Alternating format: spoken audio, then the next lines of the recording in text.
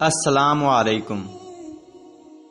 جو انسان اللہ کے جتنا قریب ہوگا اتنا ہی انسانوں کے قریب ہوگا۔ آواز کا بلند ہونا ادب کی کمی ہے۔ جب تک کوئی آپ سے نہ پوچھے مبلغ نہ بنو۔ ایسے لہجے میں بات کرنا کہ وہ دوست ہی رہے۔ جتنے عظیم لوگ تھے وہ غیر عظیم زمانوں میں آئے۔